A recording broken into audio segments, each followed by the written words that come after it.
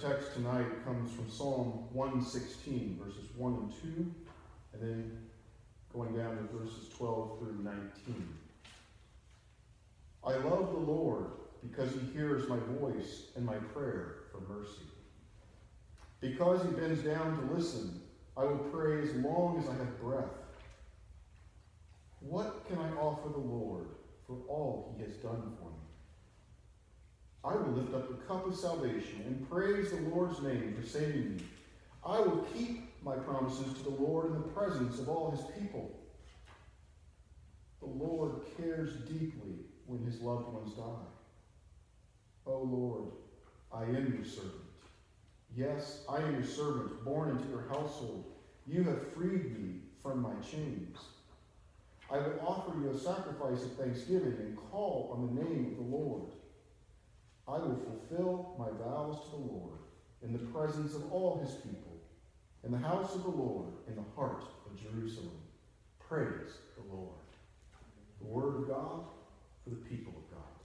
Thanks be to God.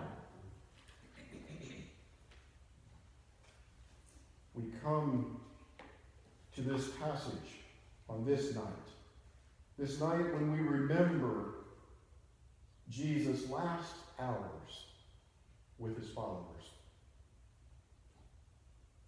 This is the stuff of movies, dying scenes of great words of wisdom passed on. And Jesus knew that this was it. This was the last few moments he had. He knew what Judas was planning to do. And what did he say? Love. Love each other.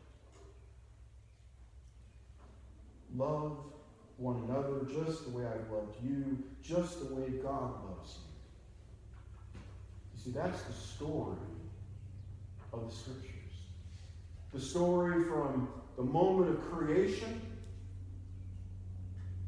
to the end of the book, where Jesus returns in triumph as the King of Kings and Lord of Lords, and every knee shall bow and every tongue confess that yes, he is Lord. This text comes to us and says, do you love the Lord? Do you love each other?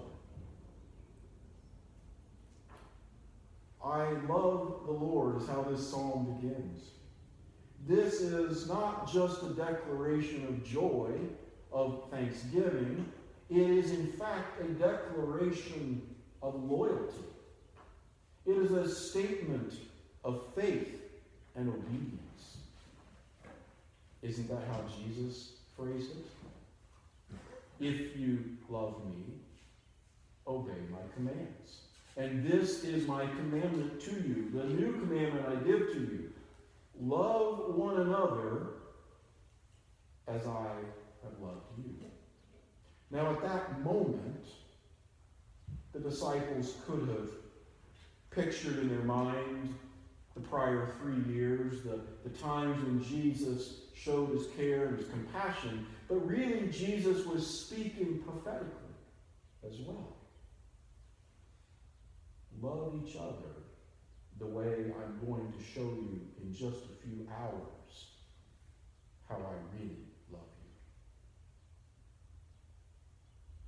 you. You see, our love is based ultimately because of what God has done for us.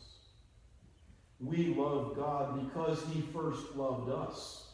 We respond to God's goodness and God's faithfulness, God's grace. Here, we see a psalmist speaking of God as loving, a God who hears, a God who listens, a God who responds. And our response is to declare our loyal and faithful obedience and love. The psalmist asks, how can I repay this? How can I repay God for his love? This is the great fault of nearly every religion in the world. Because nearly every religion in the world preaches a variety of you can do enough to make God happy with you. You can do enough good things, you can stop doing enough bad things, and God will take the balances and say, you're good enough. Welcome to heaven. And Christianity says no. The balances will always be against you, but for the grace of God.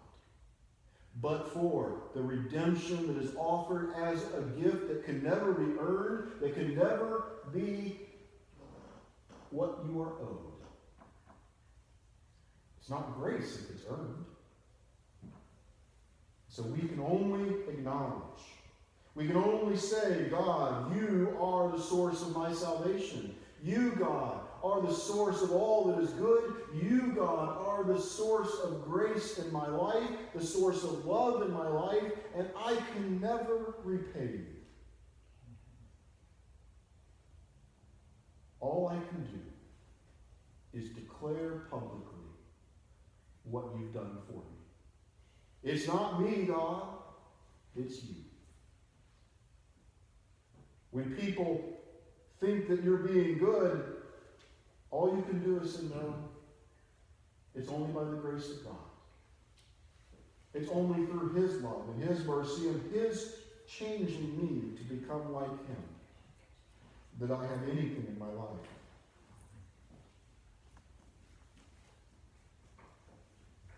This passage also reminds us how much God loves us.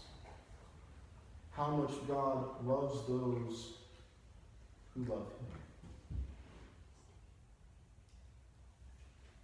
It says, the Lord cares deeply when his loved ones die. The word there really is that we are precious to God. We are highly prized.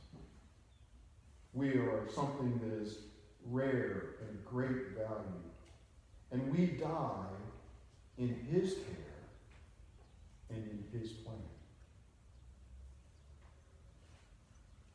I told you some of the story of my father's passing.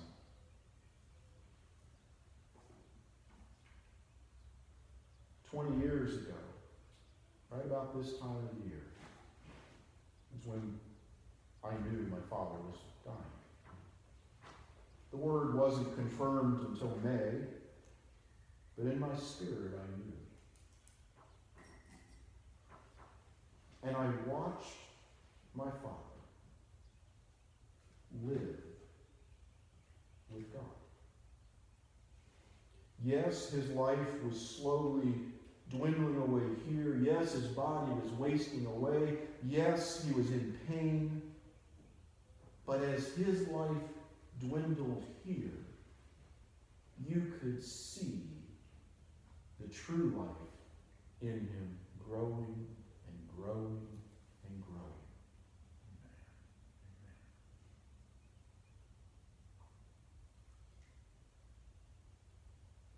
God did not take pleasure in his death, but he welcomed him home. My father's death was precious in the Lord's sight because he loved my father. And he loves every one of us so much that he was willing to send his own son to taste of the grave so that we would not have that eternal fate. We cry out to God. We don't always understand. We don't always know what's happening. We don't know anything except this. God's grace is sufficient for me. God's grace is enough. And his love calls us to live as Jesus lived and to die for others, to live sacrificially. This is not a mortgage that we can someday pay off and burn it and say we're free. This is a debt that God says you can't pay it back, but you can serve in joy and in love. And as you do that, as you give sacrificially of your time and your gifts and your presence and your prayers, you can do so in the confidence and the trust that God loves you and will take care of you, and that God will bring you home to him. Ultimately, this psalm asks us, what does our trust look like? Do we fall on our knees and come to the Lord and say, I can't do this. Please, God, rescue me. Please, God, I need your love. Please, God, I need your help. Please, God, be with me. Sometimes we won't always feel that presence. We have the confidence and the trust to know that Jesus Christ promised us before he left, I will always be with you. Whether we feel it or not, that is true. And we also can rest in confidence that God's grace is moving in our lives, that God's grace will carry us through to the end of our lives, and that God's grace and love will bring us home to be with him and his love and his glory